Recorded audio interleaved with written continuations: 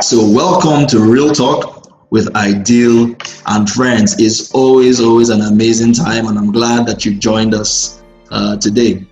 What is Real Talk all about? So Real Talk, the purpose of Real Talk is to create that platform where people can speak freely and honestly about several topics as regards life, faith, and love. And the aim is that we can, be better from these conversations, that people can learn and be open and be vulnerable, and we can learn from each other. All right. I am the host. I'm a Christian. My name is iDeal, and I hope that I will be able to guide these conversations in a way that will be beneficial for you. I will give perspective on issues where necessary, and where we need to put context. The gospel will be the context. Okay. The topics in Real Talk: hot, unconventional, relevant, real life, possibly current, but most importantly, we want these topics to be helpful. Okay. We meet every second and fourth Saturdays of the month, and we have it on Zoom, but we also upload the events on YouTube. Okay. So today, like I said before, we have 4 panelists that will be joining us to discuss today's events. I would also like to say, like I've said, feel free to express yourself on the chats. If you're just joining us for the first time, let us know your location, let us know where you are reaching out to us from. Also, we have what we call Meet the Singles. We have that, we've had like 3 editions of that. It's always an amazing experience. A link will be put on the chats. You can sign up if you want to be on the hot seat for Meet the Singles. We have fantastic questions that we can all learn from. There are editions on YouTube that you can check out as well. Also, if you're here and maybe you didn't sign up with the community so that you can get our topics and all that to your email and get Google Calendar reminders, there's also a link for you. And also, please subscribe and watch our YouTube channel. We have amazing content there for you. Okay, so I'm going to get straight on into our conversations, and everybody is going to be free to engage. We're going to have times for Q&A, and people will ask questions. I'm sure you already know our topic today is Real Talk with Men Dem. First of all, I want to use this opportunity to thank my amazing team. I have a team of a few people working with me. Fantastic. So thank you guys for always helping me put stuff together. So today is Real Talk with Men Dem. Like, we want to talk about men. What are the issues? We have some real topics, real things that we want to talk about. We want to go under the surface, and we want to be real. We want to talk about these various issues that we have outlined. But first of all, I'm going to start with introducing the fantastic panelists that we have. I would like them to do 3 things. Tell us their names, tell us where they are calling from, and just say what you do. Or yes, and add your status. Your status is important because we try to think of what categories that can really help to give perspective to men. Sure, there's single and there's married, and there's even used to be married. But we won't go into that today. So I'm going to start from Sosa. You have changed your name to Sosa, so let's hear from you. Hi everyone, my name is Sosa Enabulele. I live in Denver, Colorado, in the US. I currently work, my background is in dentistry, but I currently work as a clinical researcher, and I work doing orthopedic surgery research. I work with a large patient population of amputees, and I'm glad to be here today talking about my experiences. I'm married, and it's just about, we're like 2 months short of being married for 5 years. So that's fun. That's kind of strange to say when I say it out loud, because it means we've been together forever. So that's how I feel. So, but in a good way. But yeah, I'm happy to be here, just talking about my experiences, sharing with everyone. Okay, awesome. Harry. I'm Dr. Harry Ochide, PhD. I'm a scientist. I also have a background in information technology, so I'm a business intelligence developer for a sub company of Berkshire Hathaway. That's Warren Buffett's company. And also, I'm married. I'm calling from New York, United States. And I've been married for 10 years, plus some days, I don't feel it that way. And it's been a wonderful journey. And I'm here to share my life experience and what works for me that I believe will work for every other person out there. Thank you. Oh, awesome. Thank you, Henry. Tolu, I saw the nod on your head when you had 10 years, but go ahead. Yeah.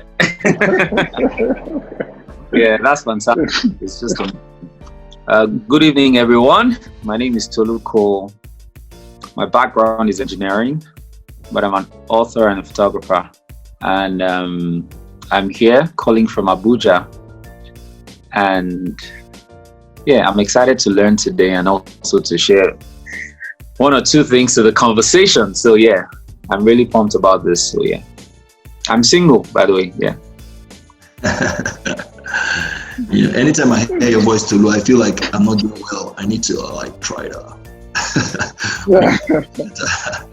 All right. Also, we have Chinedu. Hi guys, my name is Chinedu. I am calling from Nigeria, and I am a business analyst. I work with one of the top banks in Africa, and I lead user experience for the bank and also a business analyst. So I'm in IT, tech, and I design solutions, yes. Thank you. Awesome, Chinedu. Like we said, today we're talking about real talk with Men Dem. It's not for only men. Before the women sign off, it is for men. Even women has men inside. So we hope that we'll be able to add value, and that women who love men will be able to also understand them and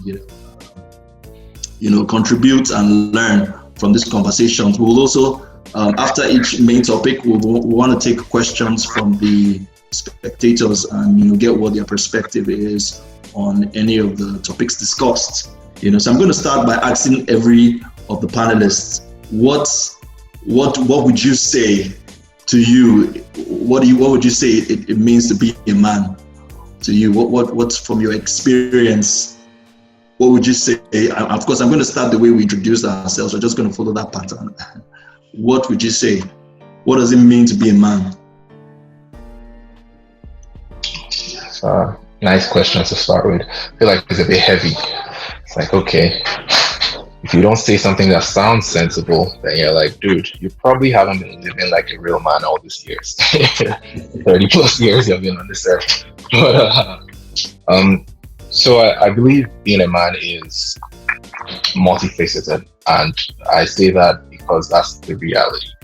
But we can break it into biological, and then you look at your organ system, and then I can break it into responsibilities, and I can break it into purpose, and probably I'll just stay with those and then listen to other perspectives. Biologically, you are a man based off, and it's interesting that I'm starting with biological because I'm in the healthcare sector, and over the past years across the world, gender has become a thing where it's really a big discussion who a man is and what a man is, right? So what we used to typically say or describe as a man now, it really doesn't hold up. It has gotten, the lines have been blurred a lot. There's a lot of fluidity. But biologically, I believe a man is a person who has particular sex organs that are, defined to him. I also believe that a man is someone who, and this is where my belief my belief system comes in. I'm a believer, I'm a Christian. So somebody that has been ordained or designed by my maker, and who that is God, to actually take a leadership role in everything that he does. And that's also a complex statement because some people interpret that in different ways. I feel like someone that is called to be responsible in any place that he finds himself. Somebody that is willing to serve in any place that he finds himself. So that might be a family, that might not be a family, that might be a place of office, that might be serving people in a government position or in whatever sector you find yourself. So I believe those are some of the attributes of the man. And I believe also a man is someone that is should be, and this might not fall in with the traditional sense of what I grew up and maybe most of us grew up understanding and hearing of as a man.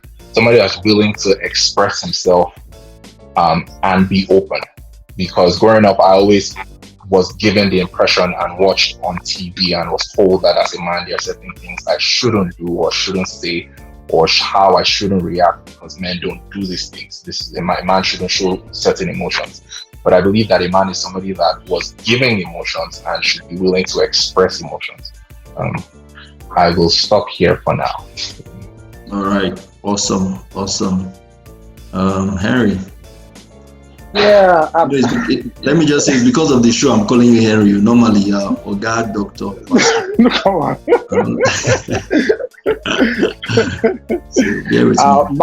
My name is Henry. Doctors and engineers and names are attached as a result of accomplishment. So I'm good. I'm not the kind of man, in terms of man, that attaches so much importance to all those things. They are yours. Nobody takes it away. So my kids call me Henry sometimes. So Wow. Yeah. I'm yet to get to that revelation. Right. You'll get there one day. So, cool. I'm cool with them. That's my name. If it's not my name, then I shouldn't be hearing it. So to get to the topic, I would say a man like he's expressed, first of all, is biologically in the image of God, who is vulnerable enough to say I'm sorry, and who is vulnerable enough to accept his mistakes and everything.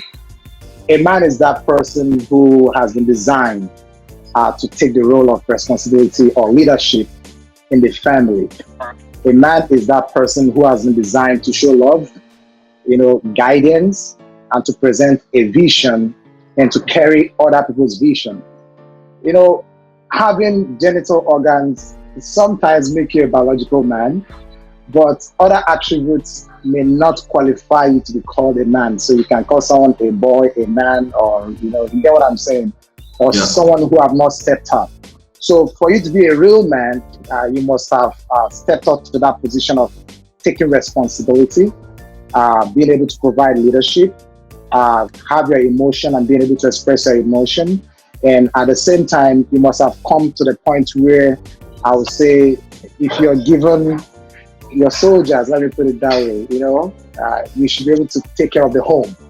You understand? So that is who I'll call a man, who's ready to provide, sacrifice also. In fact, that word sacrifice is very, very, very important, in line of what we're talking about. If you're not the kind that is ready to give or sacrifice, then you may not be qualified yet to be called a man. You're a human. You may be a boy or, but you may not be yet qualified to be called a man or a husband material, something like that. Interesting. So there's a difference between a human and a man. I just yeah. It could be a man. When you see a boy, there's a reason you call him a boy. At a particular age, you call him, hey boy, what's up? How you doing? You get what I'm saying? But as he grows and matures, it gets to that level of maturity, you no longer call him a boy, you refer to him as a man. So even in the society, if you don't get to the age of 18, you may not be referred to as a man. They refer to them as teenagers, boys, younger generation, So for you to assume the title of a man, because I see it as a title, aside the fact that we are all humans, we are all men created in the image of God, but before you assign that title, you must have gotten to a point in life where people can be confident to say, he is a man. And you take responsibility of things that come as a result of being a man. All right, awesome. I would like to know from our participants and spectators. You can also answer these questions on the chat. I would like to know what do you think? What does it take to be a man, or what does it mean to be a man to you, Tolu? All right. I love what my brothers have said so far. So I agree. I'm learning. I believe a man is someone that is someone that is Christ-like, and the journey to being Christ-like is a journey that is laced with a lot of humility and a lot of humbling experiences. So I would say a man is someone who has learned selflessness from Christ and is able to demonstrate that selflessness, in different spaces, which is in service, just like someone had said earlier, and taking responsibility. I think it's John that says that I write to you young men because you have overcome the evil one. So I would say a man is someone who has learned to push back, darkness, because every form of responsibility and service is to push back the kingdom of darkness. That's a very deep revelation. They've already said every other thing, so I just said, let me say that one. Let's go deeper. Thank you. Chinedu, I don't know if you can hear me. Hi guys. Okay, so a man, like my fellow panelists have said, created in the image of God. We are differentiated biologically, but a man is a person who has self-awareness, who has come to identify himself as what he is and what he needs to be. A man is a person who is a visionary, a leader, a man who takes responsibility. A man is a person who seeks after the image of God, seeks to be like Christ, and embodies Christ. A man is tolerant, a man is loving, and a man is also, in all honesty, submissive. The reason why I said that is because even as husbands, we are expected to submit to an authority, which is Christ. So everybody submits at some point in time. It's just that for men or for a husband, submission is to Christ. So a man is self-aware. A man has learned from experiences. There are stages where you find out that there are stages where you see a boy and you can identify that this person is a boy. But for you to be a man, you probably have gone through certain levels of experiences. You've been able to deal with them. You've been able to come out from them, and you've also been able to teach in that situation. A man is one who actually is accountable and holds his fellow man accountable, and tries to just lead. Basically, that's what I think a man is. Awesome. Thank you, Chinedu. Great. I like the various definitions and contributions. Well, it now looks like it's not a day's job to be a man. So I'm wondering, if a man doesn't have this thing, let me say, if a human does not have all these things, that means he's not a man. That is interesting. But I believe that we would add more perspective to this conversation as it goes. So we're going to look at it from three broad areas. We'll look at dating and marriage. We'll look at in terms of the man leadership in society, and a critical part I want to look at is that part of the man wholeness and mental health. So I want to get what you guys think in terms of the perspective of the traditional man. Who is this traditional man, and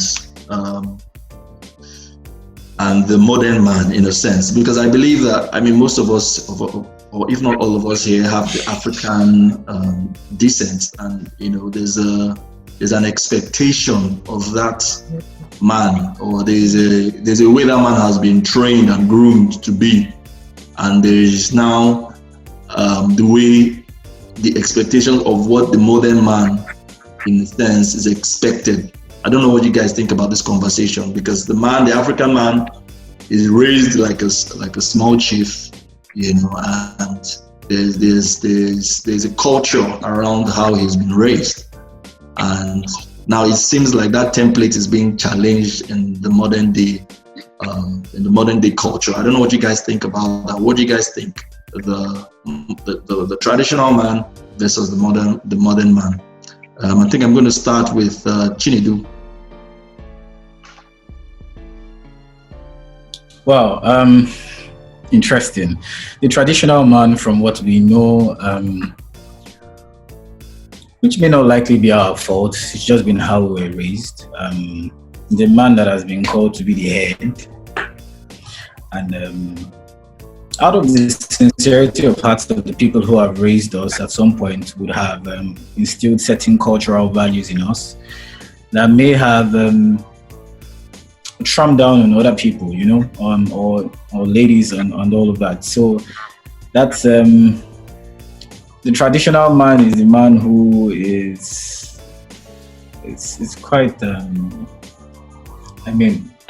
traditional man is the man who provides, basically, who is supposed to be guided by a certain set of principles, who is supposed to live life like the way our parents did, our fathers, who is supposed to be the one that's to provide and be served by those around us. And I think that's the traditional man. But the modern man is an enlightened man. The modern man sees equals and does not see rivals. And it's really, really important that the modern man is, we are open to, despite the fact that we do not neglect our roots, we're also open to new information, and we're also open to learn and open to change. The modern man is someone who is aware, and I always emphasize on awareness, and somebody who is teachable and can learn, who's not stuck in ideologies that have been passed from generations before us without any good enough evidence to change that. But right now, the modern man is an enlightened man who takes into consideration the people around him, takes into consideration the types of interactions he has with people, and all of that. My only concern is that there's also a modern man that decides to be extremely liberal. The traditional man seems to be constrained. The modern man, in some cases, wants to be liberal, and I would always say this: there's no such thing as freedom. Freedom, not like there's no such thing as freedom, but freedom is free under the rule of law, really. So, but the modern man has, in a bid to be free, the modern man can lose his identity in Christ. In a bid to be free, this I feel like that's heavy. That's heavy, Chinedu. Yes, it is heavy. You can lose your identity, whereby you do not want to identify as a man again. My personal opinion. That's because the modern mind of the modern man can tend to be free. So, when you traditional man, you want to put more perspective to free. So free in terms of choice, you know, when you have choice to be able to choose the type of life that you want to live, and you choose without having a little bit of constraints to be able to guide you. We cannot, despite the fact that we choose to live freely, we have to be constrained. The modern man can, I'm not saying that the modern man is bad, I'm just saying that the modern man can, in a bid to express a certain level of freedom, may eventually just lose themselves and begin to tilt towards a plan that is not ordained or created by God, right? It's the modern mind, the enlightenment that comes with that, and that just needs to be, there just needs to be balance, basically, between the traditional man and the modern man. That's what I think. Okay, thank you. Tolu, do you want to talk about that? All right, let me jump in. Thank you so much, my brother, for that. I would just tie in the traditionalist, the traditional man to be the old man, and the modern man to be the new man. Again, I think I'll maintain a straight path, throughout the conversation, and I'm sure that we'll see what that is. And why I'm saying the traditional man is the old man is that the old man always has characteristics. The old man is set in his ways. The old man is an extremist. You know, the old man is ruled by his emotions, right? The old man is ruled by what he sees physically, you know, primarily. The old man doesn't let other people, the old man loves control. The old man loves to control.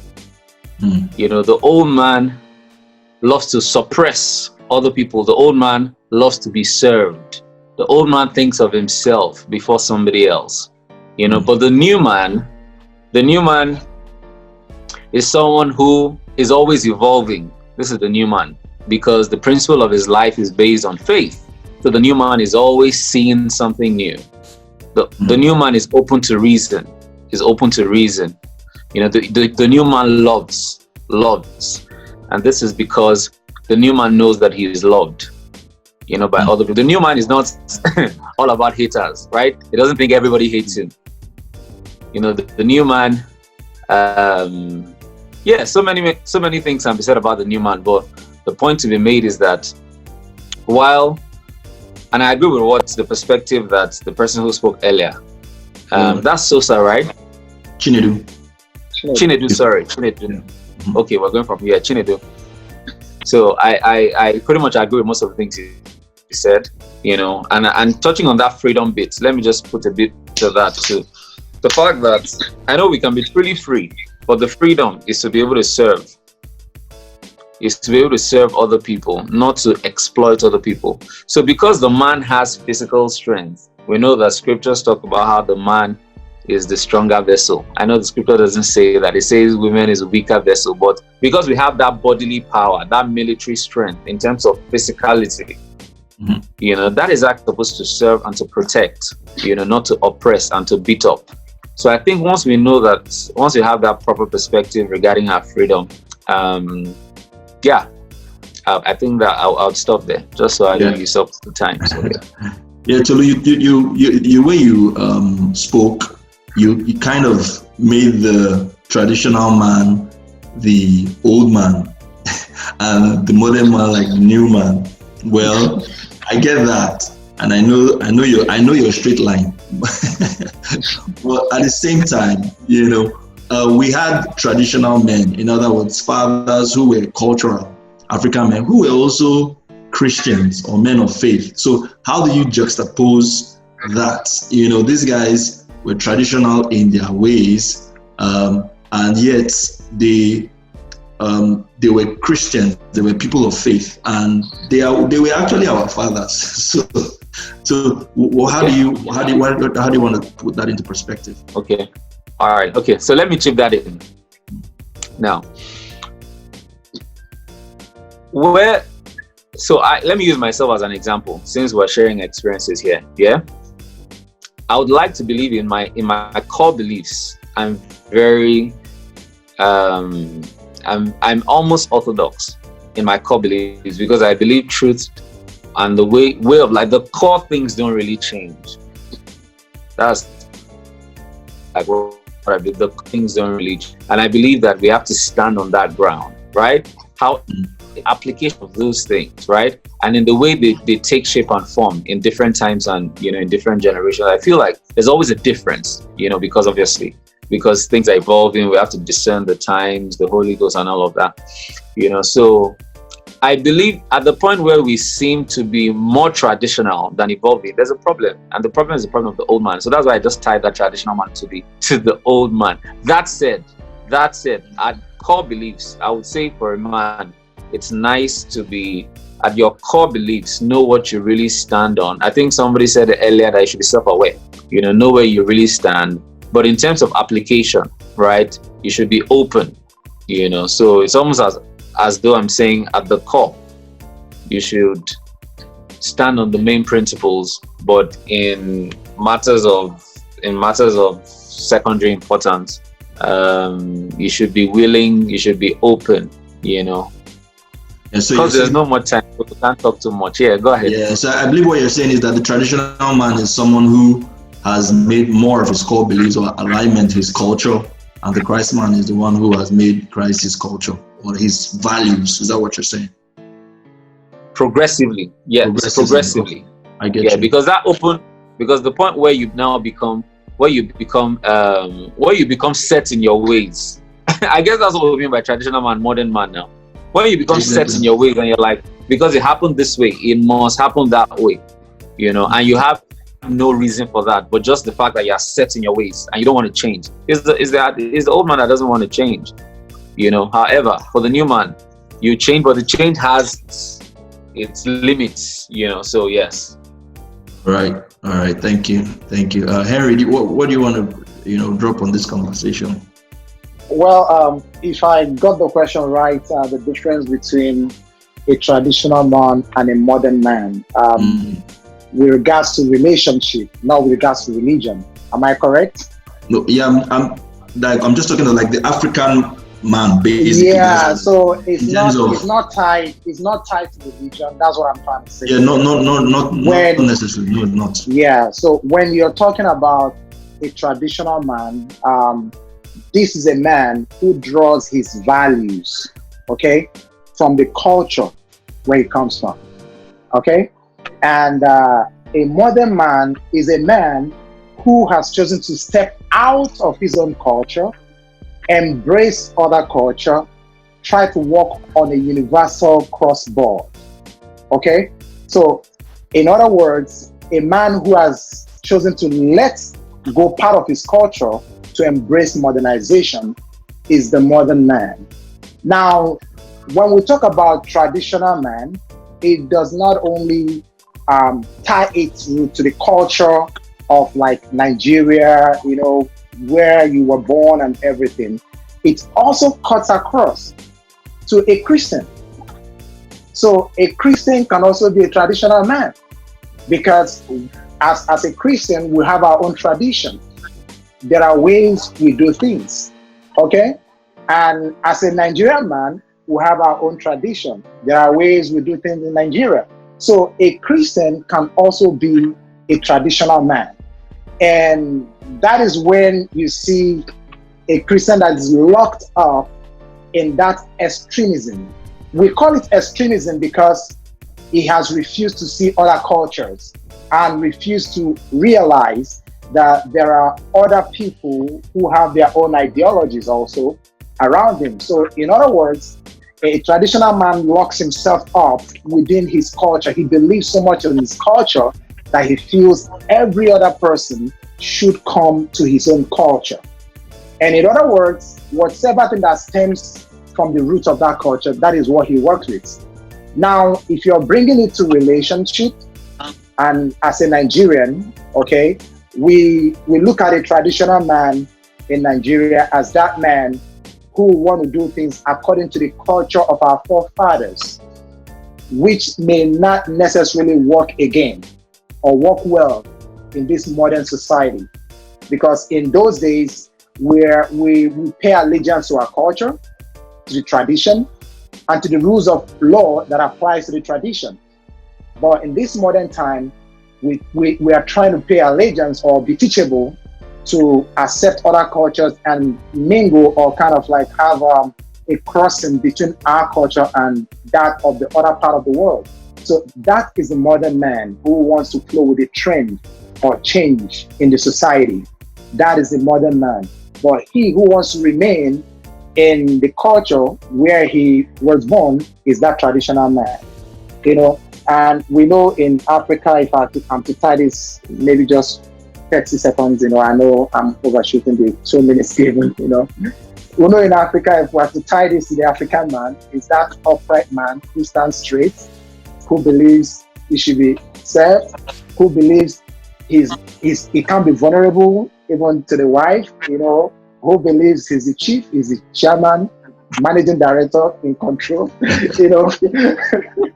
of everything on board, who sees the woman as one sent to satisfy his own needs. You understand?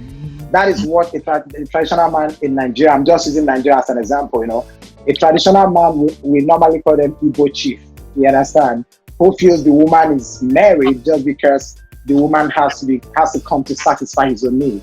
But the modern man is the one that sees the co-equality in between him and the woman, where he sees himself as a support. You understand? And not a lord, and sees himself as that person who can make the other life better and easier. That is that modern man. You know, I know I've overshot by 2 minutes. Let me stop there. We can talk more. Awesome. Yeah. Thank you. Yeah. I believe we are. I mean, we are really unpacking this narrative, and I hope that those who are, listening are really gaining something for this. So I want you to jump on this, and let's begin to break this conversation into roles and responsibilities in dating and in marriage. Like, how does this now turn out? How do we break away from being the traditional man? What does this now look like in terms of roles and responsibilities, in dating and in marriage? That's what's up. Yeah.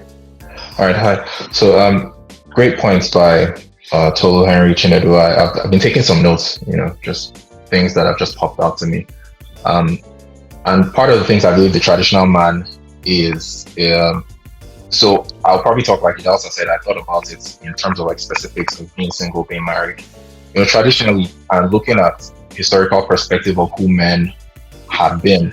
And I was looking at a research that also did a cross-board survey for what people believe. It was in the US, probably about some years ago. It was published about 3 years ago. There's the traditional man. Some of the attributes that have always been placed on the traditional man is first, provision for the house if you are married. But if you aren't married, if you're single, still provision. The man has always been expected to be the one to bring the money first, and then the woman should also bring the money. But it should always be a different scale where the man is always bringing more of that provision. And also, I believe that a lot of what we understand about the traditional man has been shaped by, like Chinedu said, our homes, but has also been shaped by what we have watched on TV. So media has told us what we should and who we should be as men. And it obviously hasn't always been accurate. So that has built up what we see today, where people believe, as a man, this is what I should be. If I speak to you, you must listen to me. That's in a situation where I'm in a marriage, or if we're in a relationship. If I say this thing, you have to listen to me because I'm a man and I have this authority. Going back to the origin of what Henry was saying, being a man isn't just a title, which was like very key to me, because that traditional man is like, we have been propped up so much. And now this is not taken away from me, because it also always says I'm a equality master. So you might think I'm going on one, extreme on one side, but it has propped men to a point where a lot of men feel like because they have that power as it is, or have been empowered to do these things, they are not accountable to anybody. And I go back to I believe what Chinedu said about accountability is very key. So the traditional man is someone that understands or feels that he is the one that rules and speaks and is kind of lord of all. Even if it isn't always explicit, there is that inherent subconscious feeling of what he should be. He is empowered to do these things. The modern man, I don't, I'm not really crazy about the title modern man, but I'll just say it's what has evolved or what should always be. Because even if we call him modern man, I look at it like this is what it should always have been.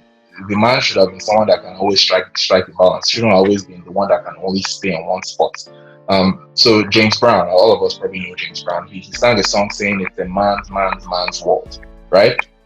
But it's interesting because after that line he said, but it won't be nothing without a woman. He understood that even if the world is centered, in quotes, has been told that the world is centered around men, the world can't function without a woman, And that's something that to this point we've started to see evolve, where people have an understanding that there is this level where men aren't just lord of everything. There is an equal part where women, and like I said, it should always have been that way. It is just how it's being expressed now. As things have grown, people have started to understand that this isn't, I don't rule everything. So I believe that what we would say the term as the modern man is somebody that can understand his role in society and can be willing to give up what, in quotes, those rights that he feels that are only his. And I break that into, let's just say a relationship. In a relationship, sometimes a man feels that his position is always to provide. So sometimes if the other person is going through a rough patch in his life and it seems like he's not providing like he wants to, his ego might get to a point where he can't deal with it, and he either messes up with that relationship or he's consistently acting out because he can't deal with that reality. But if he understands that this is just for a season in my life and the person probably you're with loves you enough to be with you regardless of your situation, then you know that it really doesn't matter. And what people define as a real man shouldn't always be, what it is. Or taking marriage too. And being married, I understand that. It's like you say, as much as you give leadership and you give a role, the willingness to listen and not say, okay, there are times when you say, okay, yes, this is what I feel and we should go with this. But a lot of times I feel like you can listen and be willing to be open, as opposed to this is it, no more, no talking. Or getting to the point where you now start to see maybe not physical abuse, like emotional abuse, or just because you feel like you're stronger physically than your wife or your partner. So I believe that these are some of the breakdowns between what we call like traditional man and the modern man. And my also general perspective is that I have come to understand the part where Chinedu, where I also agree with Chinedu, is where I talked about being heavy, is that while there has been a push towards equality, which it should have always been, like I said, things should have always been the way they were. But now it seems like sometimes there might be somewhat of an overcorrection where while men are starting to recognize that women have as equal rights as they do and should be in the workplace, in payments, in everything that they do, sometimes men are also sometimes starting to forget their primary roles. So there are some things that we're now told, you cannot say this because it is typically chauvinistic, or you cannot voice out or speak out about some things. So men start to retreat and they don't take that position of leadership. So I understand that balance. I know that it's a bigger conversation. Thank you. Yeah, good one. Chinedu, what do you want to say about roles and relation and responsibilities? So, are we asking about roles and responsibilities in marriage, or in line of this narrative in marriage, in dating? What do you think about roles and responsibilities about man? Can I coming from a Christian perspective, right? I don't want to come from a Christian perspective, but I would like to just say this: the Bible didn't actually state anything about dating, so it only talked about marriage. So dating is like man's own solution, right? There's individuality in dating, right? There's been quite a whole lot of pressure on the man to provide. I don't think the Bible said that the man should be the sole provider, if you are tracking. But then again, it is the responsibility of the man to provide a vision. And I hold that dearly. Like it's the responsibility of a man to be able to provide a vision. A man should be able to know where he's going to, right? And if it comes to roles, everybody can perform. I mean, physically, there are some certain things that we may be able to do that a woman cannot do. However, there are quite a number of things that a woman can do and a man can do, and it should not be restricted to anybody really. What I do think is that in dating, there is individuality and everybody is really, really entitled to themselves. I don't think that there should still be that level of individuality, but when you come into marriage, you're not two people anymore, you're actually becoming one. So you're not expressing yourself in a manner or something. You're just basically becoming one. So in terms of roles, if you're looking at roles in marriage, both parties are supposed to provide at every point in time. A man should provide, a woman should provide. A man should be able to set the vision for the family so that whoever is the partner, the lady or whoever is the partner can run with it with him, right? That is the leadership that you have been called to as a man. A man should just have a sense of direction. That is very, very important. Tracking back to dating, a lot of things happen in dating. You can't really judge what's happening in dating, but roles in dating, they're not clearly defined, right? The roles in dating are not clearly defined. It's based on everybody's individual prerogative. But one thing I know that is very certain is in 1 Corinthians, I think it's chapter 5 or chapter 6, when it talks about the man and the role of the man. I remember I was studying in Bible study with a couple of friends, and we find out that there's a heavy responsibility on the man to be like Christ. There's a heavy responsibility on the man. In fact, that is so great a responsibility. Love just like Christ loved the church. And to love just like Christ loved the church is to die. That's the greatest role of a man, is to die, to sacrifice. And I mentioned something earlier, right? If we come from a place of submission, which has been misconstrued and people don't really understand that. And I think it's because of the intangibility factor here, right? Because everybody thinks that God is probably an intangible thing, and you can't see him, you can't physically acknowledge him and all of that. We only acknowledge him in spirit. But the thing is, the Bible clearly states that a man submits, but he submits to the authority of God. That's the hierarchy. A man submits. So it's not like if men do not actually submit. And that is a very deep burden. There's a heavy responsibility on the man to act, to love, to sacrifice, to love regardless. And it is in a response to that love that we give that we can pursue peace and harmony. So in terms of roles, the Bible did not say anything about women being in the kitchen, like the tradition and all of that. The Bible didn't say anything really like that. Both parties are equals, made in the image and likeness of God, and they can exhibit roles. The only things we can see is that a woman would most definitely be the one to carry the child for 9 months, but she can't do that without a man, except well in modern times. So responsibilities. Yes, the responsibilities are very heavy for a man to be like Christ, to love, to die, to sacrifice, to be selfless, to take on responsibility for those that you love. Yes, thank you. Thank you.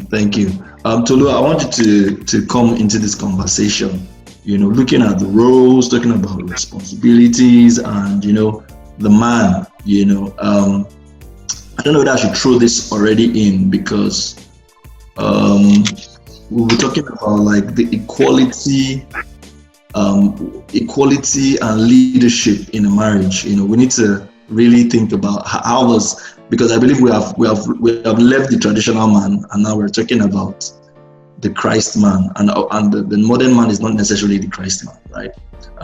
Basically, it's what your core values are that grow you and you keep becoming, basically, right? So you and Harry, even somebody even asked, we're talking about equality and all that. Why is it not the woman that proposes? So what is I don't know. I want you to just jump into this conversation. Yeah. They say man proposes and God. Okay, I'm just kidding. That would have been a good way to escape. No. Meanwhile, the man is supposed to be. I want to say the man is supposed to be funny because I think women love to laugh. I think that is a good thing. And but life is not funny every now and then, so the man should also be tough. Totally agree. So the man should create an environment, right, that everything can function well. I think that's what the visioning is. That's what the an environment for the woman to be able to function well. So I think the primary role of a man, just in addition to everything that has been said, not to prolong the gist, is to provide an environment, whatever that means, emotionally, socially, financially, even if the woman is doing, because different situations will come up, but the man should take it as his own responsibility to provide an environment. That's at the heart of leadership. So I'll just leave it at that. Yeah. Okay. So Henry, I would like you. What do you think? What's the perspective or the balance? Equality and leadership in marriage now, especially, and roles, responsibilities. What's your perspective on that? Who should do what? But I really wanted to put on the perspective of, you know, what is the equality? Because now, when you begin to talk about this conversation, you now drive it to, you know, why is it not the woman proposing? You know, it now seems like, okay, what's the direction here? Well, I'll drive it through to my own personal experience, because I feel sometimes when we try to, you know, express things more grammatically, we lose people, you know, in that area of their experience. Okay, so to answer this question, I'm just going to drive it home by bringing it to my own personal relationship and how it works for me. First of all, I would say the shape of any home is the responsibility of the man, and the joy of any home is the responsibility of the woman. You know, there is an adage that says, happy mama, happy home. Okay? Happy wife, happy life. Yeah, if she's not happy, forget about your role, your responsibility, and all those things. It's not going to work. You understand? Both parties will have to be happy, you know, and I see that happiness as something, the shape brings the happiness. So the man sets the shape of the home, and the woman brings in that happiness. Naturally, they are happy people, okay? And if you talk about role of a man or a woman in the house, first of all, the Bible said the man, the woman, they will come together and they will be one. So when they become one, the way I run it in my home, I and my wife, we've run our home for about 10 years now. And if I say this, people don't always believe it. You understand? Because it looks strange to them, but I tell them it's possible and it works. Out of the 10 years, there's never been a day both of us stood shouting at each other. And there's never been a day anyone settled any case. There's never been a day any of our parents came into our relationship to settle matters within us, because we don't even allow that. Now, does she get upset sometimes? Sure, she does get upset sometimes. Do I get upset sometimes? Sure, I do get upset sometimes. But the question is, how do you express your upset? You understand? So it's a question of what is the agreement between both of you. Do you observe the rule of if one person is upset, the other person should pipe low and make sure that that person is happy so that she can express her upset in a better way rather than in a way that will tear down the home. So that has made a beautiful family and a joyous home, you know. So talking about the roles and responsibility, you know, that roles and responsibility is what tears marriages apart now. You know, we know that the man naturally, like I said, puts the shape of the house and the woman brings the joy. So once you come into the house, there shouldn't be, this is your responsibility, that is your responsibility.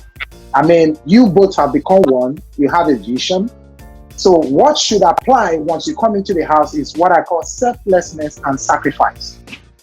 So once that becomes the mentality of the man and the woman, everybody can do anything in the house as long as it's within their reach. I do the dishes sometimes, my wife does the dishes. I cook, she cooks. I make the bed, she makes the bed. There is nothing I carved exclusively for her. But in her own natural instinct, she observes the fact that, oh, maybe I need to take care of this man by making sure I cook most of the time in the kitchen. Both of us go to work. We both live home very early. She's a medical doctor. I'm in the IT field. Our jobs are both demanding. And we both come back probably almost at the same time. We both drive a distance and get home. And come on, you expect her at that moment to jump into the kitchen. You cross your leg in the living room, flipping the remote, and she jumps into the kitchen, cooks. And after cooking, you expect her to feed the kids and then maybe look into their homework, maybe while you hang out with your men, you know. And by midnight, you expect her to open up for sex. I mean, it doesn't work that way. I see that every man, every woman have to have that spirit of selflessness and sacrifice. The role of a man, make sure your wife's vision does not die. Before I got married to her, I told her, look, give me your vision. She gave me her vision. And I told her, you see this thing that is in my hand, you will achieve it even before I achieve mine. You know what I'm saying? Oh. So everything I was working towards was to make sure she gets over, she does her medical board, she passes her medical board. Sometimes I'll say, let me stop here, you go forward. You understand? Her own mind also is, this guy has a vision, let me sacrifice, let me do this to make sure that this guy does this. So we both push each other's vision. There is nothing like I'm trying to be the man, in terms of lord it over or be the one ahead, maybe financially or in achievement. We can all achieve all we want to achieve. You understand?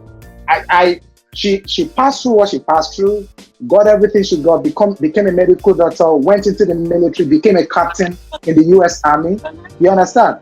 That was with my support. She saw me through also have my first master's in physics. I told her I still want to study more. She said, no problem, go. My master's in engineering. I told her I still want to study more. She said, no problem, go. My PhD. So she was there supporting me. I was also there supporting her. So if we bring it down to this mentality where everybody's desire is to sacrifice, everybody's desire is to step in and make sure things work right. You don't work her out and expect her, to react properly. And I make sure one of my role also is to make sure that I'm around. I don't go out hanging out with friends from 7 o'clock. Wherever I am, by 7, I should be home. Wherever I am, I should be home. Because one of my roles is to make sure she's complete. It's to make sure she feels the presence of her man. Not you leave her at home, you're hanging out with the man, and by 10 o'clock you're coming home, is the food ready? I mean, it doesn't make sense. You get what I'm saying? She has been alone all this while, but you're coming in to say, is the food ready? You get what I'm saying? So I try to make sure I come home, make sure she feels my presence by not going to flip the TV. If we need to flip TV, when we are done with everything, we go on the bed, we have a TV in the bedroom, we both watch our program, laugh together, and sleep off. You get what I'm saying? So it is important for us to know that no man, no woman has a particular role. But within the back of our mind, I know I'm the man. I know I'm the one to first of all do the sacrifice. I know I'm the one to first of all try to bring the provision to the house. I know I'm supposed to cultivate her to grow, not to pull her down to say, okay, I'm ahead of you financially. No. So that is within my mind. Within the back of her mind, she knows I need to support this man. I need to make sure he's happy. I need to make sure emotionally he's balanced so she doesn't starve me of sex. Any day I demand for it, she gives it with joy.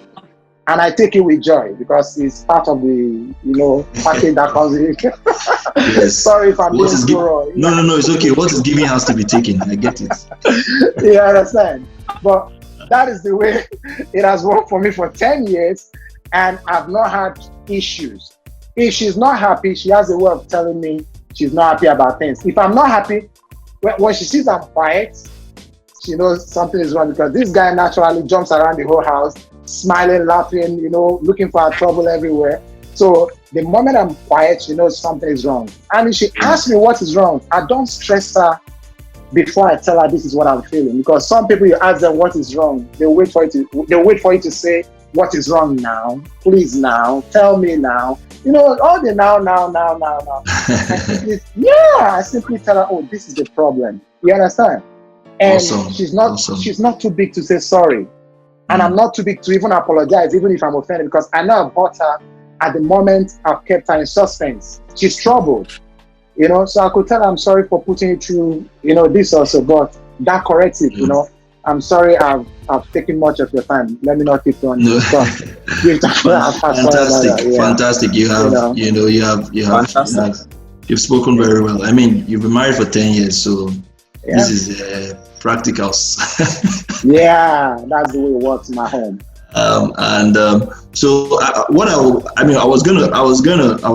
next thing I was gonna talk about is,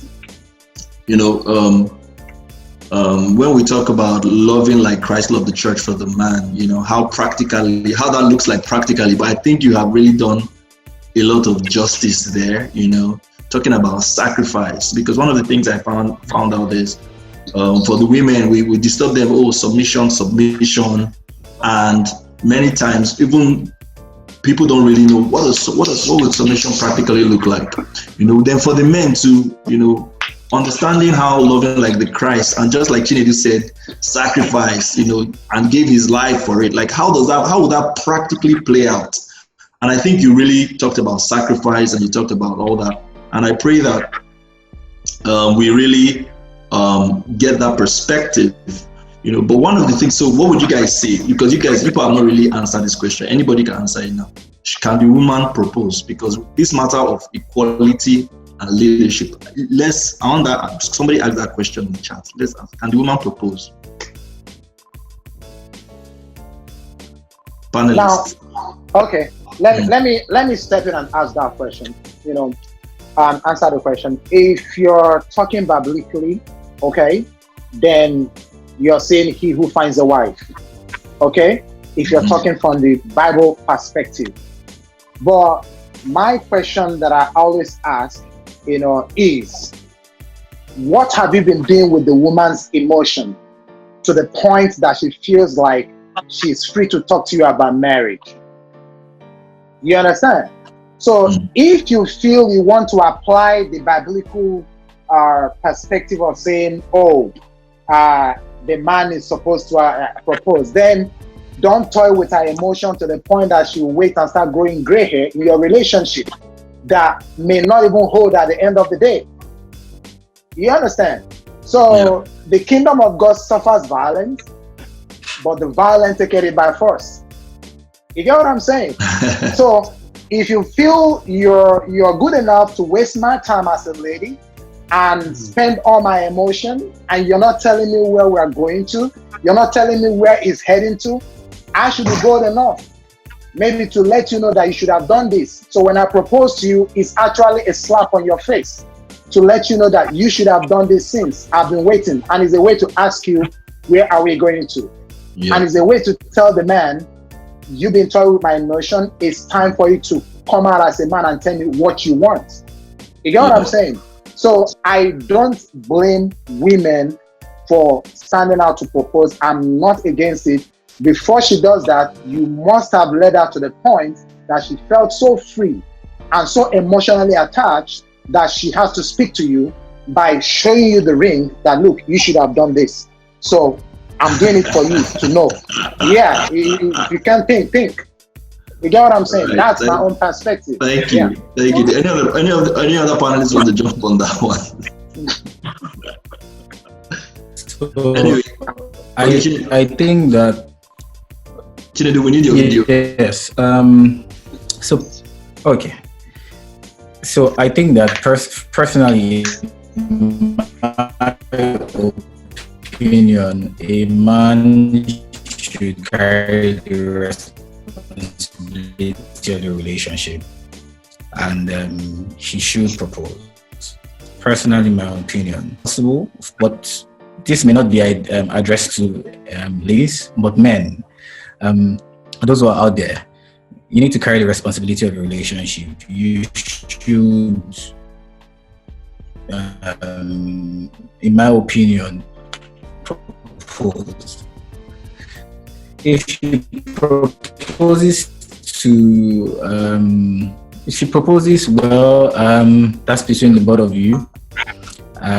However, she can as well just pay your groom price. Can I come in there? I just feel like men should carry the responsibility of relationships. Let them take the step. Let them lead. Yes. Yeah. Okay. Let me jump in briefly. Yes. So I said let them. I'm speaking personal opinion. Yes. So by proposing, basically. Yeah. I just want to make you laugh. Okay. I just want to make you laugh by jumping in briefly. You know that a man paying the woman's bride price is still within that modern and traditional man issue. Okay. Yeah. Do you know in Of course, India, most definitely. in India, it is a tradition in India that the woman pays the man's price. So it's not bride price, bridegroom's price. And in India, it is traditional that the woman weds the man. So when it's time for wedding, the woman weds the man, not the man wedding the woman. Can you see where that plays out in terms of the modern man and the traditional man? So based on our own culture, we've seen it that it is stated that the man should take the responsibility of proposing. I agree. Okay?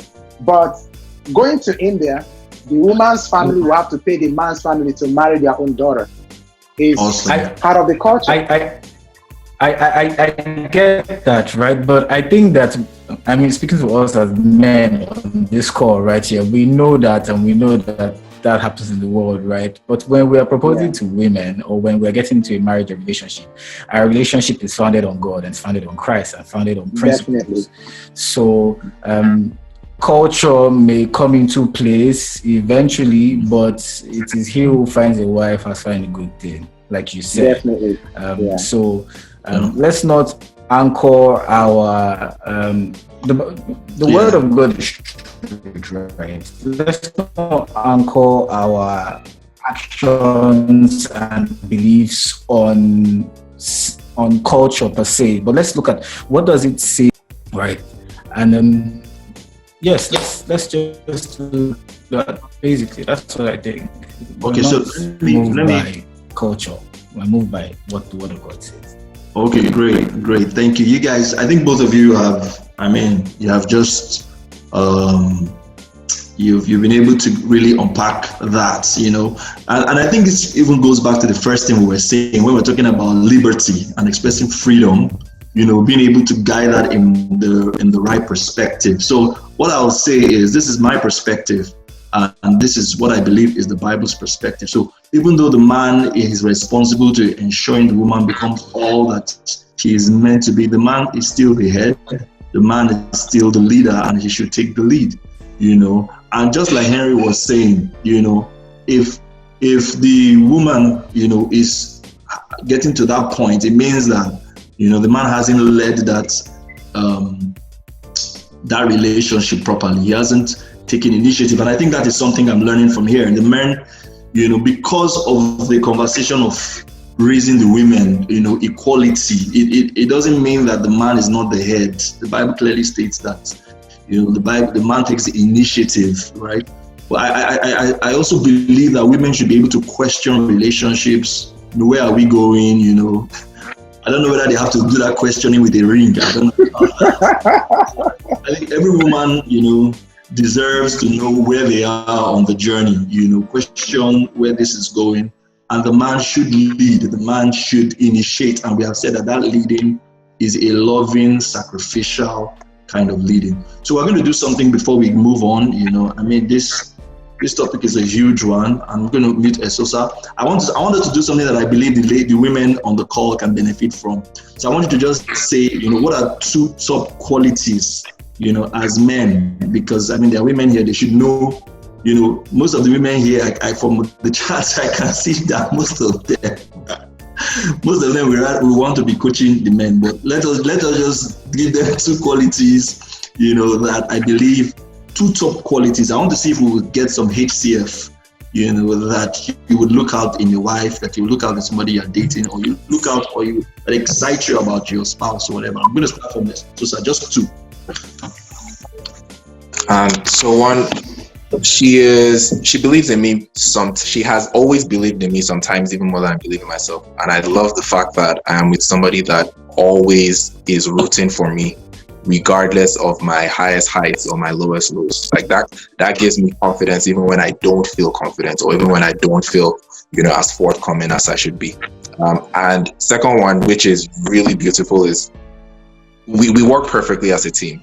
We are willing to both make, it's like when you say you're in sync with somebody, the things that we're both willing to make, the sacrifices we need to make when we need to make them, we're both willing to splurge when we need to splurge. We don't need to argue too much about those things. It just works. And I love that, because we don't have to get into points where we're trying to overly convince ourselves why to do things. So we work perfectly as a team, and that's that really makes marriage beautiful.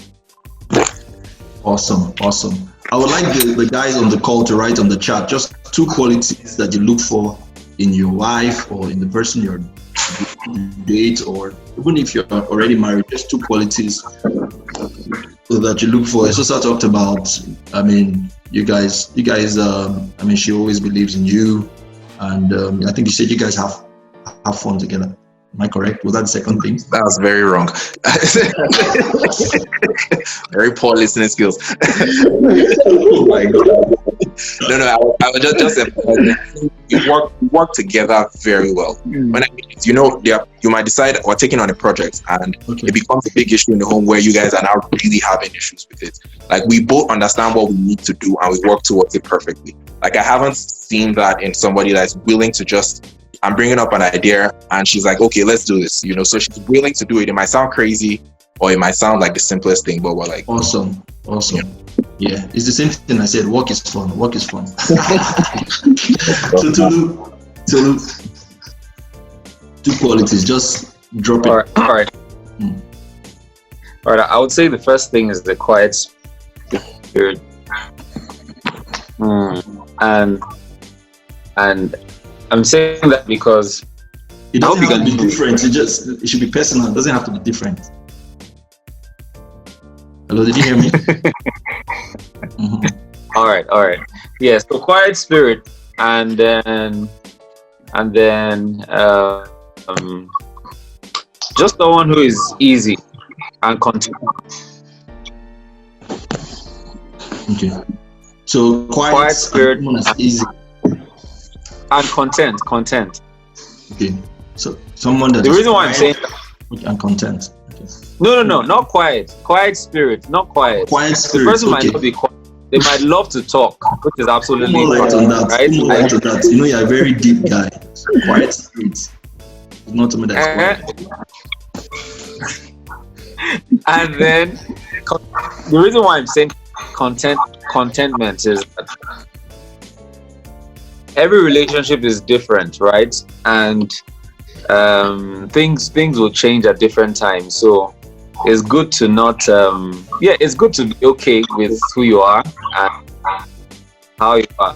So you're not overtly moved by what's happening outside. I don't know if you get what I mean. Yeah. Because that will have to be seeing those desires, right? So for me too, imagine I just come up here and because I had a couple of friends, I just feel like we should be going this direction. And then that won't be easy on her too, right? Because I'm being driven by external things now, not what is called. So so quiet spirit and then contentment and awesome. Keep going. Every other thing will flow. Awesome. Just like I said, even on the chat, people want to know what you mean by quiet spirit. What is a quiet? Is it that is it a Holy Spirit, or is it something? Oh, okay, I didn't hear that. Okay, so quiet spirit. Oh my God. So quiet spirit would be to be centered as a person. So imagine you're always raging within you, and there's always one thing that's, even though you're not talking, it's like you want to say 1,000 things. Sometimes it's just good to be centered. Again, this is not, so that's what I mean by quiet spirit. Quiet spirit is being comfortable in your own skin. Quiet spirit is being centered with God. Quiet spirit is being at peace with who you are, right? Quiet spirit is not having to control everything, right? Not having to control everything, just to accept things. This is not saying you just accept things without querying them, without seeking to get better, but not being overtly controlling, So Okay. Quiet spirit. Awesome. What I understand from your quiet spirit explanation is that quiet spirit is somebody that is Tolu. That's what I understand. Harry.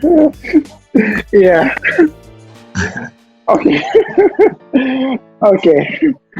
I love what he just said. I love what he just said. That quiet spirit is very, very important in a home. I understand perfectly what he's saying.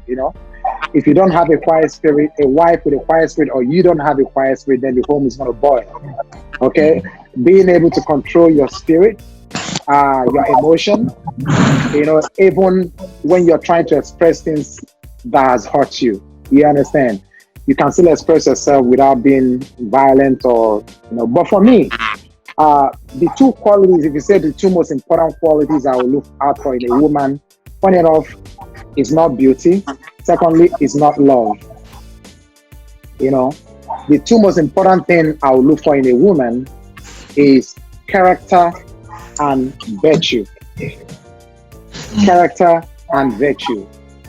Once there is character, before you met the woman, she never loved you. She never knew you. Both of you never met each other. You were not in her life. But something made her love you. Something made you love her. And that is that character part of it. So if her character is okay and complements mine, in other words, we can agree to work together. In other words, we are not in the opposite direction where there will always be division in the center. You get what I'm saying? Yeah. Because that's a problem. When her character, you say you're going to mold her. You can't mold any nonsense. Don't think you will change her when she comes in, and let her not think he will change you when you come in. We can all pretend during dating, during relationship, to get the best, But once you're under the same roof with her, it's life and direct. That means 2-4. You see all. You get what I'm saying? Yeah. How about virtue? I want to put light on virtue. Good. My light on virtue, first of all, is that she has to love God somehow, or have the inclination to love God. Even if she doesn't know much about God, but be willing to love God. Then the second virtue, is that she has to come to the table with something. I don't want to marry a housewife. Okay? These are my reasons. Not because I can't keep her at home and feed her. One is that you tend not to respect the woman you keep in the house as the housewife, because there's no much value she brings in apart from home keeping and taking care of the woman. So I want a woman who has a vision that I can work with her to achieve. Now, why do I want a woman who has a vision that I can work with her to achieve? I'm not a housewife. Life has a lifespan. Tomorrow, I may go to meet the father. And if she's a full housewife, my children are in trouble, because all she knows how to do is to take care of the family, cook, and do everything for the home. But she doesn't know how to step out there and make sure she's chasing her own vision to be able to stand in case of any situation. You get what I'm saying? So yeah. I want to have that security that if anything happens today and I die, I use it. Some Christians may not like this, but nobody knows tomorrow. I don't. You get what I'm saying? She should be able to step up the role of leadership. My brother, you understand? She should be able to step up in the role of leadership, guide my children, and lead them to prominence in the society. You get what I'm saying? Awesome. So that is the virtue. All right, thank you. I want the guys on the call, I want you to write on the chat. I want you to write just 2 qualities. Write on the chat. I believe we'll be able to see some commonality to help. I think it will be helpful for the ladies. I see there are a lot of guys on this call. Please just write two qualities on the chats. Okay, so also I have a different opinion. I just wanted to share on what Henry just said about housewives. Real quick, Henry. So I understand and I respect your point. I think my different opinion is I believe that the home is always specific to each couple, and while I understand that being a housewife can seem like it's just a unilateral type space or just in one angle, I believe that it comes with a lot of managerial skills in terms of scenario. Both of us might be working 9-to-5 jobs. One person might blow up and get a business that is multi-billion-dollar business that needs to be everywhere. One person is going to have to sacrifice to keep the home. one, and this might not even just be a wife thing, it might be the husband. The husband now might be the house husband, which is even more tabooish to say today. One person sacrifices and stays home with family kids, right? I don't believe it puts you down in any way, because if one person eventually has to die or dies by some strange, something happens, there is still money for the family. That person holding down the home, I believe, holds up a lot of, shows that you can actually do things outside. A lot of people that are actually housewives can manage a lot of people. It means that you are holding down your home, you can actually run things. I understand, like I said, I understand the fundamental core of it, of, that person of you want it. Because personally, I also, when I was getting married, my mindset was always, I want to promote everything that you are about. So I have slowed back sometimes in my career to push forward the things that she wants, because I understand that my role is also to serve her while I'm leading her. But at the same time, if tomorrow something happens where she decides, okay, I would give up this thing because I want to be at home, I would also support that, because I understand she still has those skills, and I understand the skills that she's going to bring to actually hold on the home. So I just wanted to bring that perspective into. Can I respond to that just for 1 minute? All right. Sure. Yeah. To respond to that, like you said, it is peculiar to individual homes. Okay. Yeah.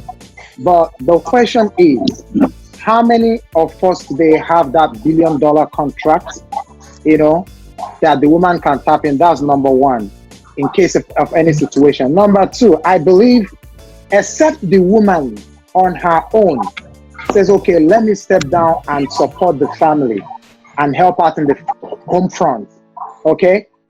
I don't believe in a man telling the woman to drop her own vision, drop her ambition, and be a housewife. Sometimes, or most time, I see it as a form of trying to impose, your lordship over the woman, so that the woman does not, probably you're threatened as a man, or you feel like the woman may exceed you. You understand? That's why some men tell their woman, step down. If the woman says, oh, I want to step down and help in the home front, and you have the capacity to sustain that, that is acceptable, that is wonderful, that is good. You understand? But the man telling the woman, kill your career, stop your work, and be at home to take care of the kids, to me, it doesn't work for me.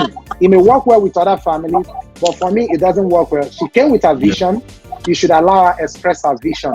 Don't kill her vision with housewife job.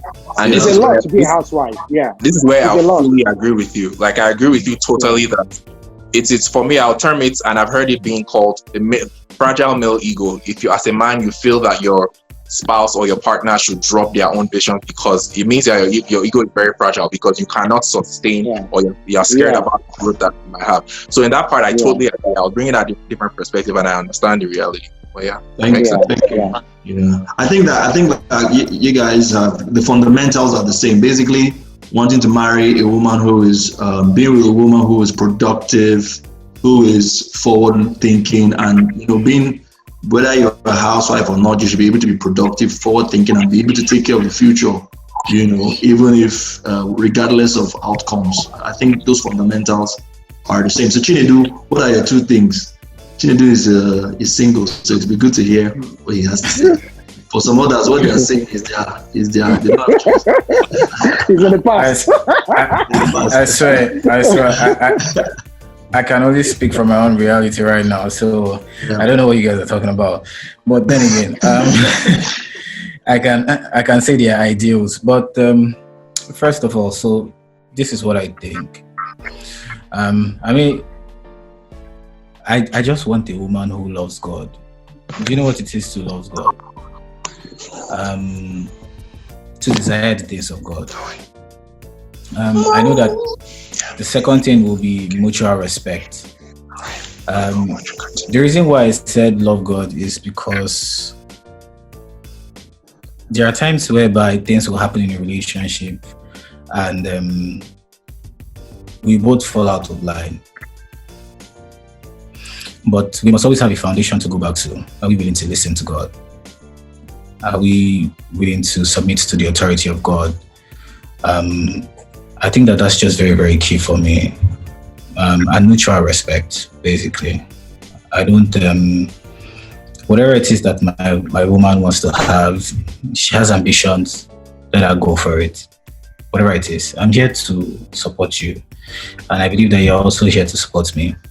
But the virtues, the love of God, God is love, and to love is just basically being full of, basically I would say with the things of the spirit.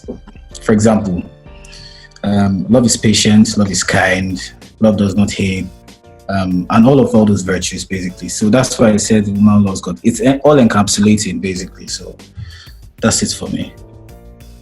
So you have only one, you don't even need two. I like that. Yes. When you love God, when you see, the thing is, when you love God, right? Yeah. And when you're very conscious about God, right? It begins to, I believe in the transformative power of Christ. And I believe that your character begins to change and is being formed by Christ. And I also know that, so my mom says, so I say this to my friend, my mom always used to say something to me, right? If you're afraid of hurting somebody else, just know that you're going to hurt your wife eventually. You'll hurt her eventually, and she'll forgive you, and she'll hurt you, and you would forgive her, right? Most of the fruits of the spirits, right? It's in marriage that those things will be formed. I read that somewhere recently. It's in marriage that those things will be formed. Patience, kindness, long suffering, all those things is in marriage when you are able to love regardless of somebody's flaws and all of that. So if you are a lover of God, you are very, very conscious about the moral standing of God, that it begins to shape your character. So when you know, even when you're wrong, even as men, you know, even when you're wrong, you know when to let peace reign. You don't come from a point of view like, I know I'm right. So rather let peace reign. We can settle things amicably, mutual respect, basically. So God is, loving God is it's all encapsulating.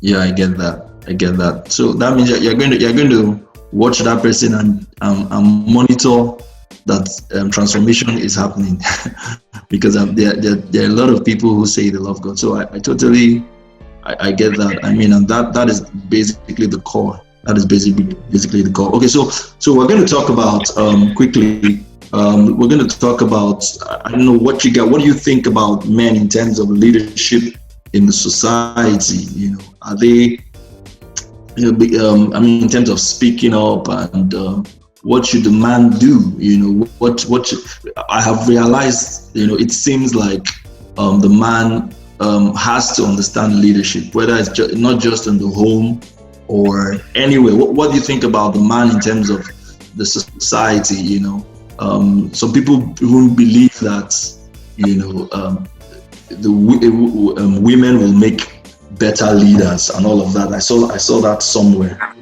But what do you think is the role of the man in the society in terms of taking leadership, speaking up, taking initiative? What do you think is? I'm going to start with Tolu.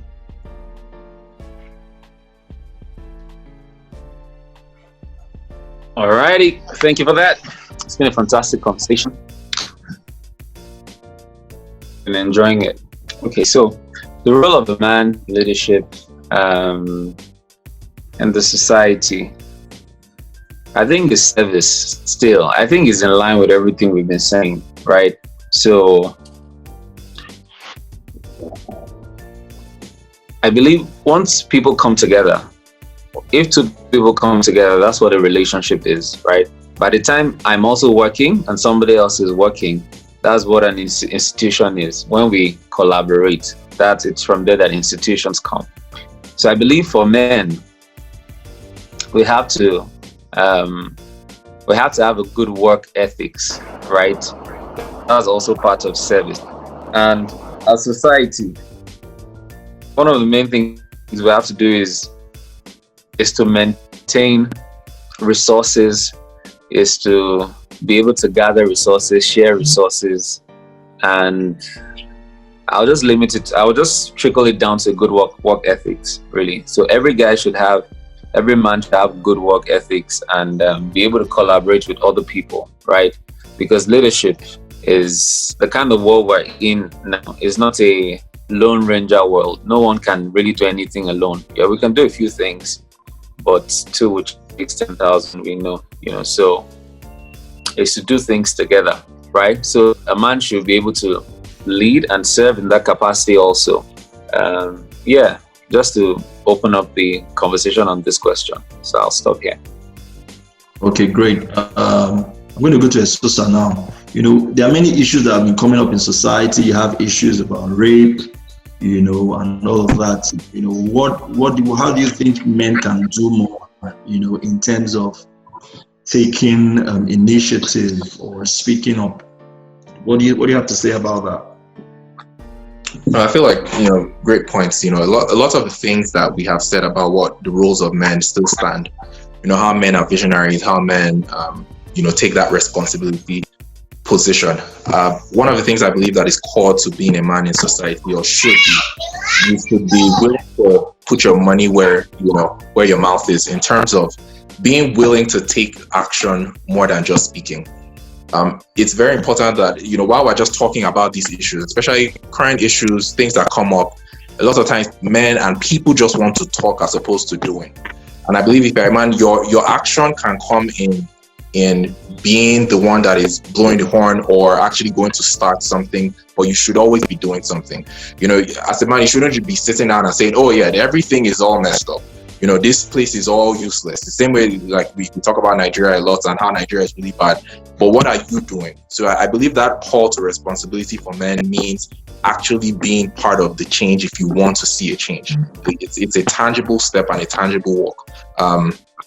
And that's an initiative position, but it is too specific to what you were saying about like current events and things that are happening. I think another perspective is that as a man, I feel one of the responsibilities would be to reflect on the things that probably shouldn't have been. So we look at roles that are things that are currently happening now and ways that we might have been part of it. So we think, what are the things that we can actually do? What are the things that I might have been doing that probably wasn't the right way, or things that I can adjust in movement, while also trying to remain true to ourselves? Because taking it back to our early conversation, there are lots of things that we say, like, this is a practical example, men and women and equality, right? And we talk about how women should be equal in terms of everything. But I've also seen in a lot of places where men also now lose their voices because they are trying to bridge that balance, where they now feel, okay, I can't speak anymore. If I speak, they will label me this, so I don't have a voice anymore. So I feel like a man can understand that even while I'm changing or trying to grow or trying to learn, I should still have core principles and I should still be able to hold on to those, So. Awesome, Sosa. Chinedu, what do you have to say about that? So men and leadership in the society, I must be very honest, right? I've had a lot of experiences in my life, even in my very young life, and there's been quite a whole lot of self-awareness. I say self-awareness is very, very key. I remember I may have been, I was insensitive about one of these topics that has been going on recently. And somebody called me outside, right? And when the person asked me, do you think that there's anything that will come out from your past to hurt you? And I said, no, I could say it with all confidence. And you know what? The person showed me some evidences, and I was taken aback and I was shocked, and I was like, I couldn't actually believe that. And this was like maybe 10 years ago. I couldn't actually believe that I could have said such a thing. And it just allowed me to know that I was insensitive at that time, but you live, you learn. I would always say, if each one can reach one, each one can teach one. It is our responsibilities as men, right, to be responsible for our fellow men. Right. So one thing I personally do is the people around me, my experiences that I have had and mistakes that I have learned from those experiences, I try to share to the people around me so that I can begin to hold them accountable. So I have friends whereby we hold ourselves accountable. It starts from the next guy just right beside you, who's your friend, right? So the accountability comes in. The accountability comes in for just that. You don't necessarily have to lead a group, but just the next guy beside you saying, bro, you've got to do better. And this person says, and one thing that is also very, very important is vulnerability. Men need to be vulnerable with men, right? Men are struggling with stuff and men cannot be vulnerable. You cannot lead like that because you're going to be leading from an emotional point of view. You need a support system of men as well, right? A call to leadership is not just you're not a leader because you're a boss. You serve. So the next person that is close to you, you serve that person by holding this person up and saying, I will do better so this person can do better. And if we look at the character of Christ, right? If we begin to emulate Christ, we want to see that in other people around us. So vulnerability is key. Self-awareness is very, very key. The next person close to us, we should be able to communicate and hold them to high standards, and we should be able to grow from them. Nobody is above mistakes. When you make mistakes, you own up to it, you learn. I know situations whereby, so I give you a very simple example. In my office, I had somebody who was an intern, and he was working under me.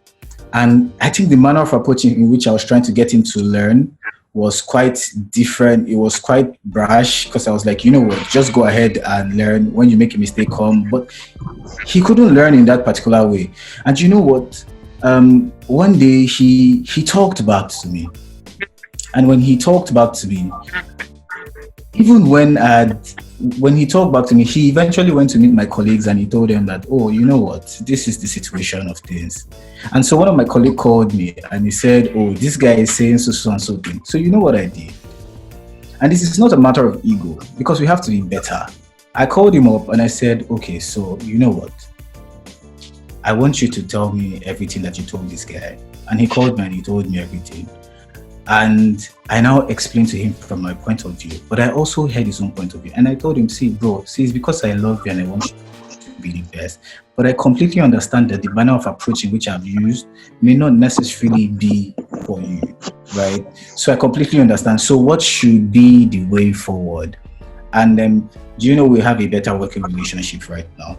So ego should be trumped. We should actually be humble to learn and to teach each one another. I want to be a man of character. That I can confidently say. So I know all the things that are changing in my life that I'm taking note of, and I want to be able to teach this to people as well. So ego should be trumped. Be humble to learn, and I mean that's what it is. Thank you. I think you really spoke from your heart. Thank you for that, Henry. What do you have to say about this? Chinedu, thanks for those points that you raised. I mean, the points that he raised are vital points. But what I want to say is that most men out there are hurting. Sometimes we may not understand the source of, what we have out there. Most men living home are hurting. Most men are not happy. You understand? And based on the fact their emotion has been tampered with in a way, they pass their aggression out there. And, man naturally has been built in such a way to feel like he has to dominate. So if a man has been hurt before, he will feel like he wants to defend himself at every point. And something that defending yourself is by trying to dominate and, bring low the opposite sex, or generally in society. But like I said, every man should be vulnerable enough to know when they're hurting when they're hurting others. Every man should be vulnerable enough to learn and to be corrected. Every man should be vulnerable enough to know that there could be a better person that will take that responsibility out there. If you know there is a better candidate or person, just let the person do it and be the support.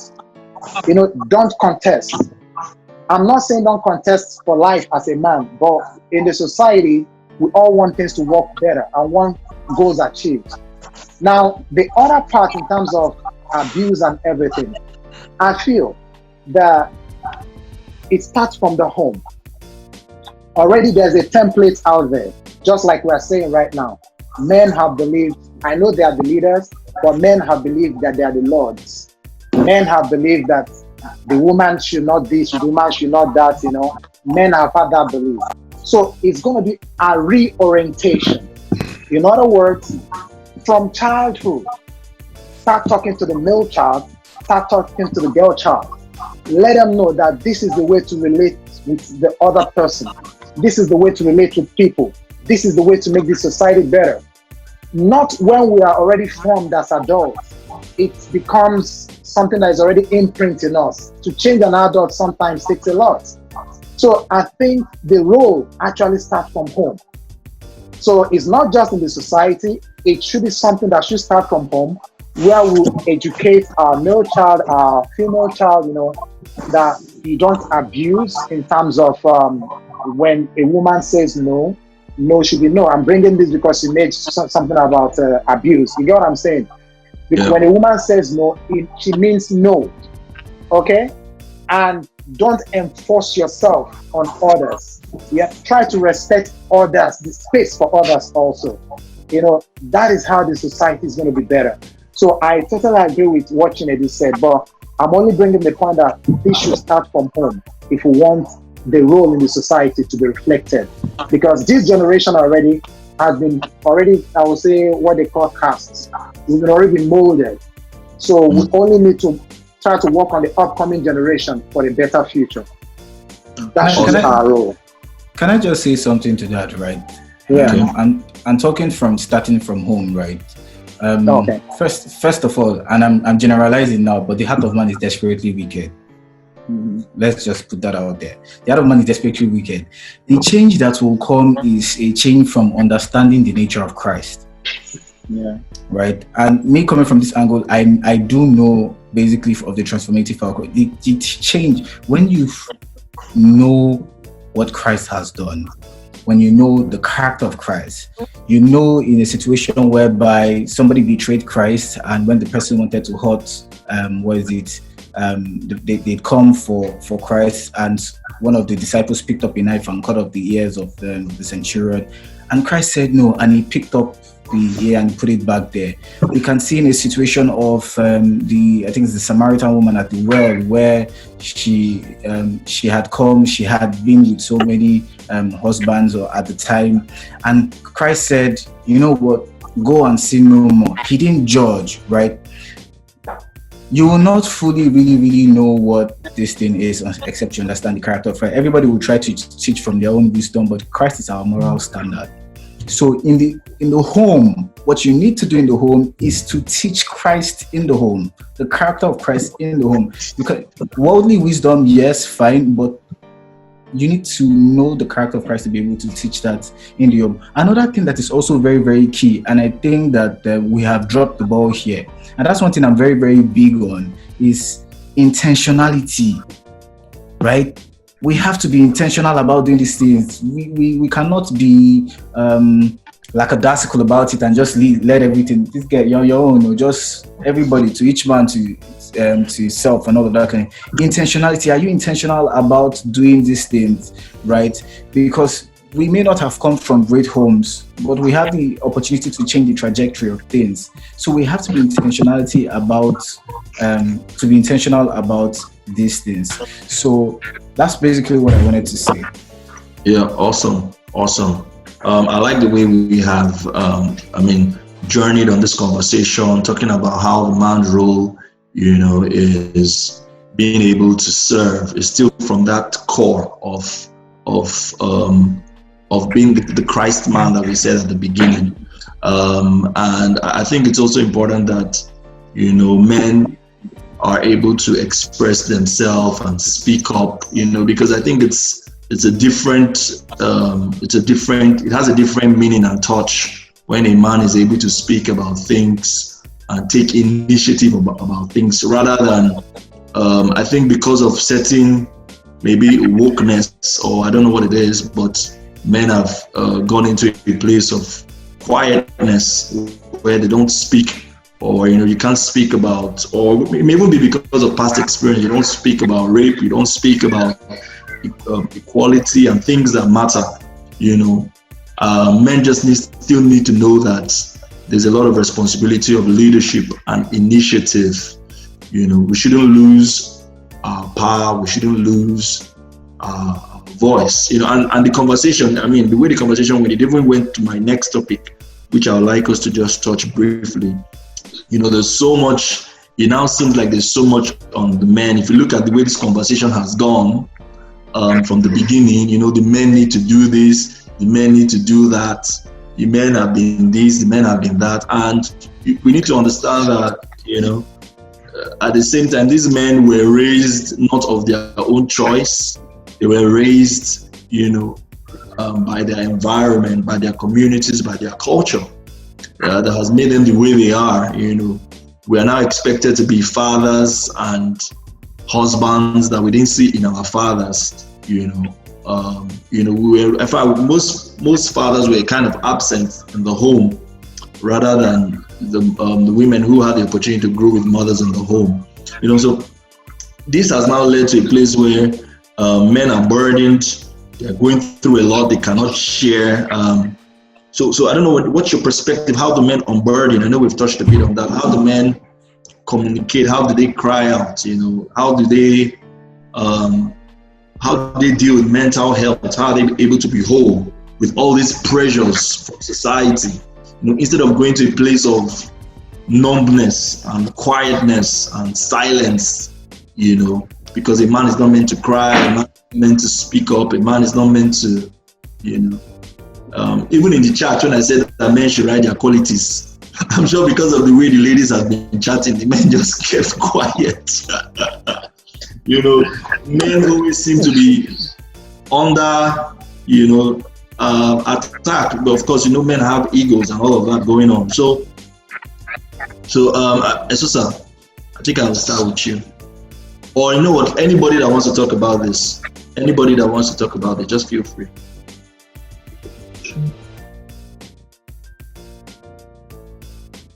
I think Esosa is on mute. Do you want to mute him? I'm trying to get him to unmute. I've been stalling because I'm trying to get the little man to not be in the conversation. That's why. Someone can go ahead. I'll jump in after. Okay, let me unmute. Okay. Let me unmute one of the participants, and it's a lady. So it's good. It's good for us to have a lady's voice on this conversation. So Chidima, I'm going to unmute you now before my panelists will speak. Good evening. Good evening. Good evening. Okay. Yeah, good evening. So I'm going to take my position first as a woman, second as a wife, third as a mother to a son.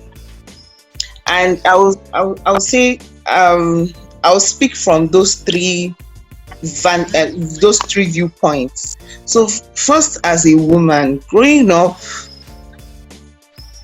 in Nigeria is a very patriarchal society, in that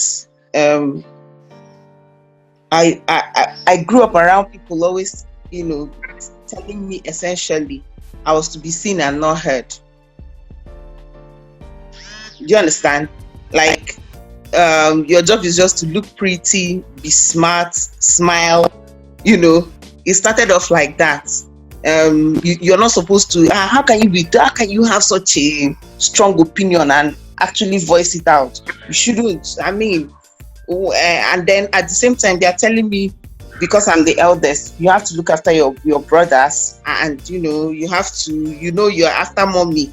After mommy is you. My mom was not always around because she was a student in another state, and she was most of the time away from home. So it was kind of like this push-pull thing. I was trying so hard to fit into that role of being seen and not heard, and also ensuring that I was a good.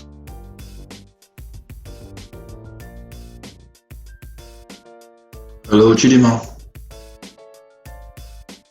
I think she has a challenge with her network.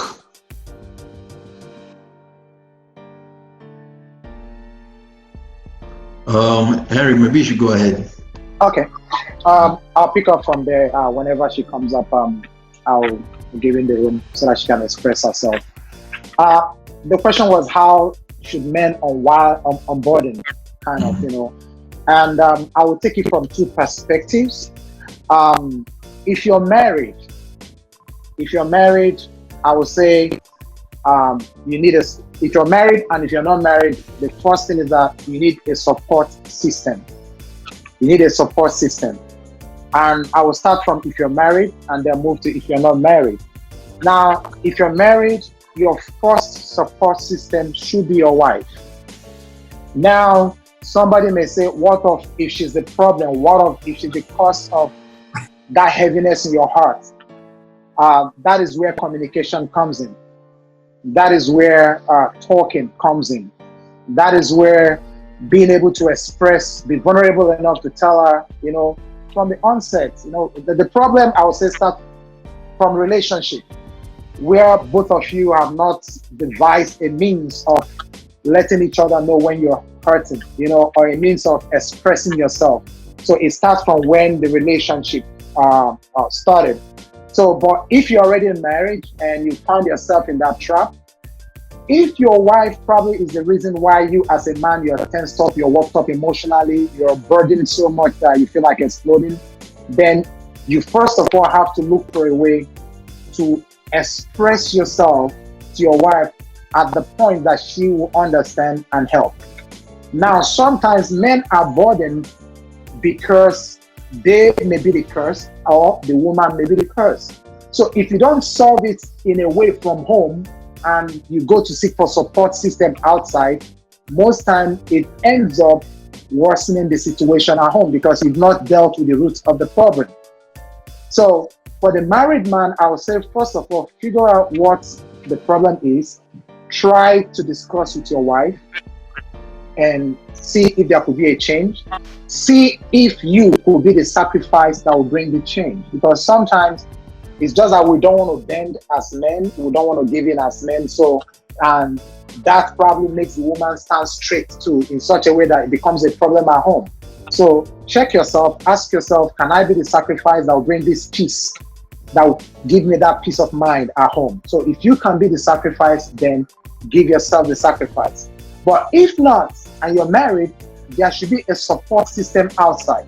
Established support system. Here in America, they have counselors, they have psychiatrists, they have pastors, they have ministers, from the church, they have elders, I would say your parents should not be the first point of call in unburdening, because that could worsen the situation. Definitely, if the man is the one talking to his parents, definitely the parents will take their side and that will worsen the situation at home.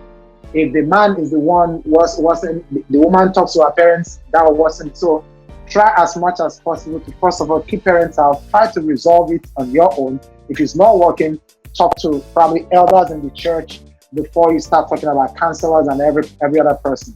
Now, the other thing is, the man that you married, because we are talking about men unburdening, what was his past like? He may have been a wounded lion in the past, and he may have bottled up a lot, and you don't even know. And he comes home, and you're adding to what he's gone through in the past already, and it feels like exploding. Now, if you're not married, there should be a support system with wisdom, especially those that are older than you and those that are already married. Remember, you're not married, so you need elderly people who are married, who are successful, who can advise you. It may not be burdening on marriage, but you need people who have the experience and have passed through certain things in life that can advise you. The problem we have most times is that when we go to our mates, our friends, to advise us, sometimes they are not bold enough to tell us the truth. They give you that support. Why? You can't allow this to happen. You shouldn't allow this. Do it this way. Move this way, which will just worsen the whole situation. So I'll tell people most times, please talk to people who are advanced in age, who have been through this, who have Christian background, who can give you better advice and wisdom. And please don't bottle things as a man. Once the first thing happens, please try to express yourself and let it go. don't, most problems men have are not problems of today. They are problems that they've been bottling up, ignoring, and it comes to a time they feel like blowing up. It becomes a burden on them. Mentally, they've been bastardized. Mentally, they are sick. And at that time, they become the animal at home. No more the loving husband, no more the caring husband, but animal at home. Why? Because they've been hurt, they've been wounded, and they've been bottling it. So I say to every man, please be vulnerable enough to express your pain, your weakness to your wife or your spouse, and talk things over. Communication is important.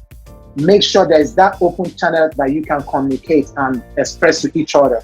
And before you start even going outside, because outside you may meet the wrong couple or the wrong person who will not want to hurt you further by telling you, do things this way. And at the end of the day, they are just telling you, stand your ground. Don't do this, don't do that, And you go home, you stand your ground, you don't do this, you don't do that, and that blows up your marriage. So talk to people who are elderly, Christ-like people, Christians, or a therapist. If you feel to the point that you've gone to the point of depression, it's no longer by just talking, you need to talk to a therapist, and then prayerfully unwind before the presence of God. That is also important for me. Awesome. Chidima, I'm going to mute you again before I allow my other panelists talk. And I just want you to quickly just summarize what you're saying. Sorry, the network cut me off there earlier. So, like I was saying, the background we've all come from, I'm speaking as a female now, is the background of always being the one to take care of things, always being the one to put out fires, wherever you find them. And it's such a huge burden to bear as a female, because you grow up, the same people expecting you to put out fires here and there are also telling you, you should not have a voice, so in fact you should be seen and not heard. So by the time you get into a relationship with a man, you have to twist yourself into different positions in order to be all things to all kinds of people. You hear talk like, in fact I've heard that once.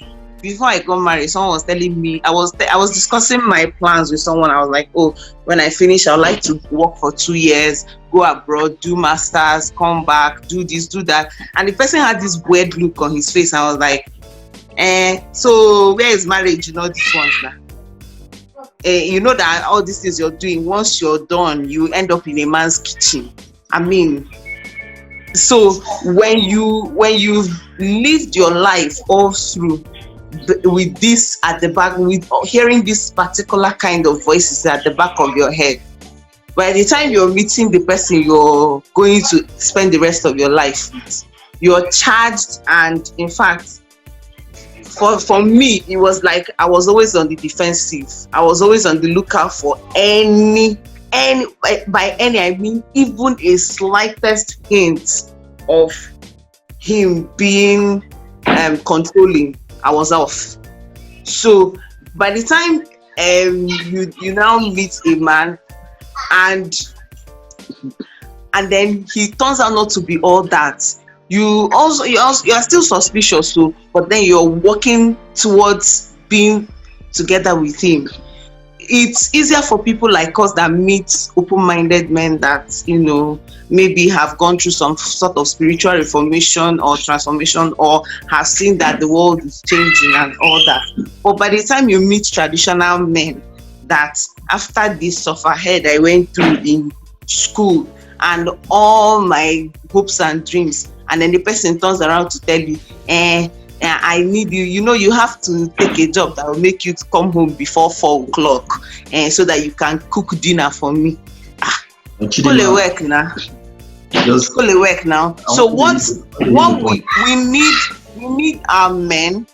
We need the men. At the end of the day, the onus is on the men, because if the Bible has given you the position of authority in the house, and going by the book of Ephesians, you're to submit to Christ and love as Christ has loved.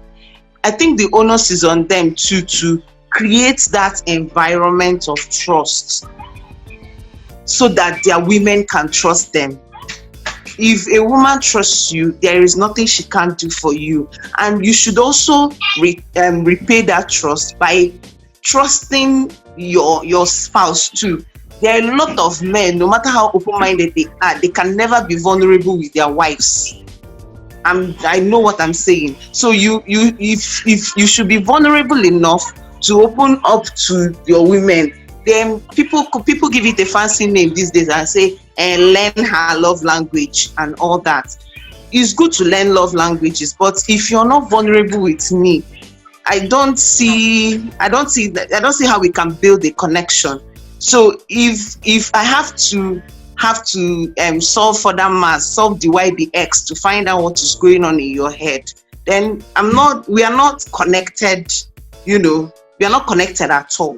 So it's not just about the leadership and everything. I think the man should also meet us halfway and be vulnerable.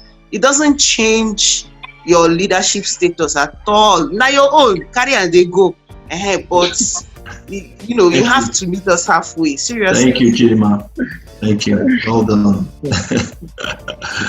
Wow. All right, so does any of the other panelists want to add to the conversation on mental health and being able to unburden and Tolu, Chinedu, and Sosa? Do you guys want to add to that? Okay. So let me just say something, right? So very quickly, please. Yeah. So starting out my early life, I eventually had a mentor who was somewhat like a life coach, and there were things I was struggling with in my past that nobody knew I was struggling with them and all of that. But it was really, really amazing the day I opened up to him, and I just said to him that, oh, this is what I've been going through, and I was surprised. He didn't judge me. He just said, oh, you need to make a commitment to be able to do this and stuff like that. Men go through a whole lot of struggles.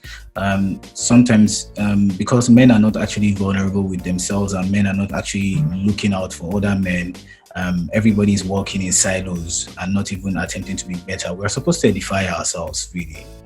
So nobody's really, really working to be better and stuff like that. So basically, I will come from my own personal perspective. Because of the struggles that I've been through in my whole life. So I have a podcast that I just started recently where I get to share personal experiences and very explicit experiences of struggles that I've been through in my life that I know that a lot of people are actually going through. And to let them know, encourage them and let them know how I came out of those stores and all of that kind of thing. So it's also important. Nobody's really talking about the issues that the men are not really talking about the issues that they go through in every in every area of their life, be it finances, be it relationship, family, and all sorts struggles that things you struggle with in secret. So I have taken that burden on myself to speak about those things because my experiences are testimonies, basically, and I'm doing that to also help men be vulnerable. So you don't feel like, it doesn't feel like everything is so abstract. You know what? Somebody has gone through this. You're not the only person. You can forge a way out of this, basically. So creating a safe space for men to be vulnerable is very, very important. Awesome. Anybody want to still say anything on this topic?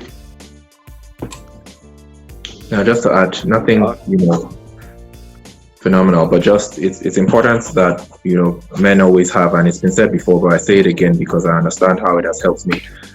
Being accountable to somebody, but not being scared to be vulnerable is core to life, relationship, marriage, living every day.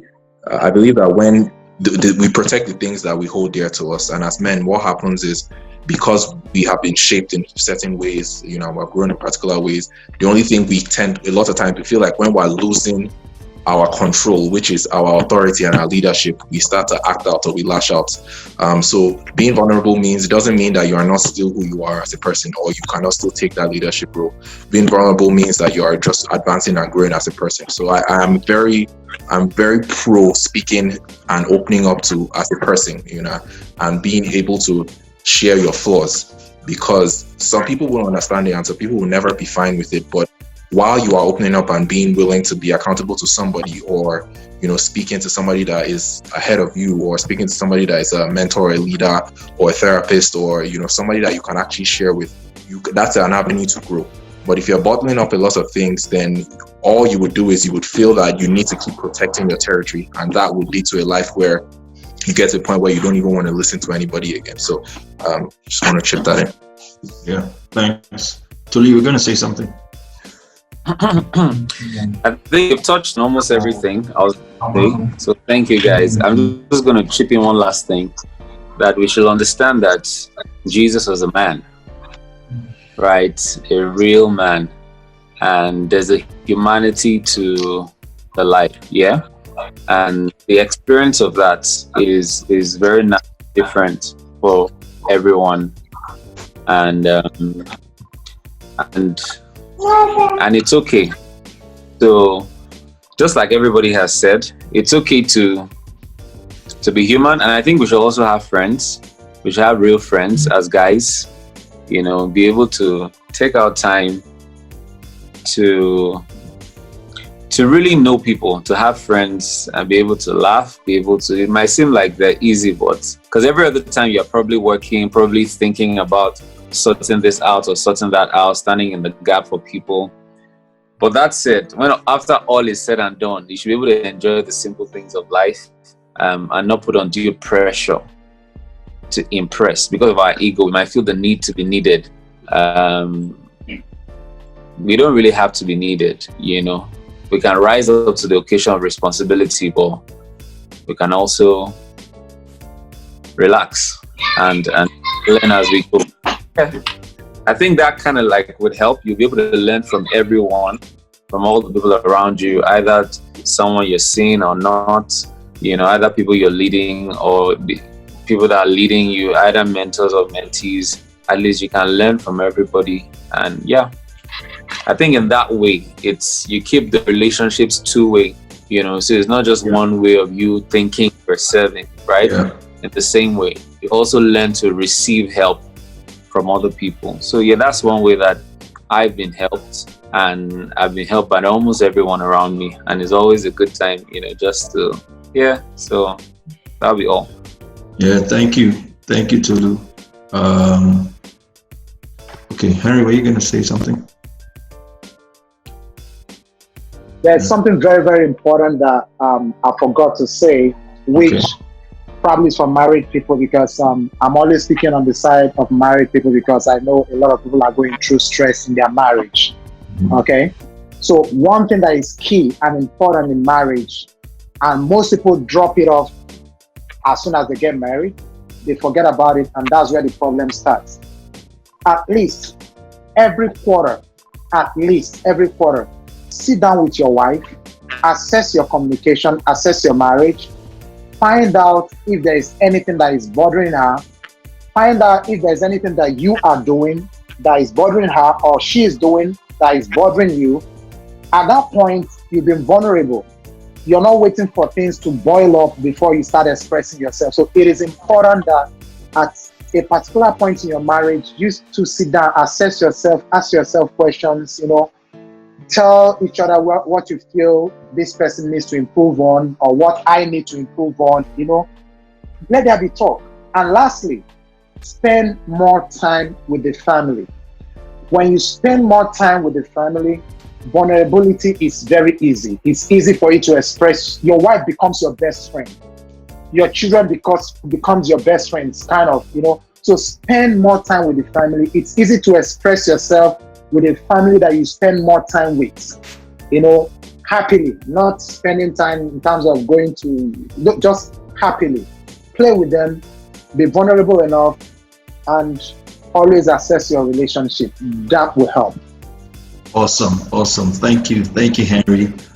We have done amazing. I hope that everyone really had a lot to pick up today. I mean, going from the conversations of what a traditional man is, and being the Christ man, the man who has received God's love and is extending it to his family, to society, in place of service and sacrifice, taking initiative and loving leadership, because maybe because the word head was used, people have taken it to mean bossy. So the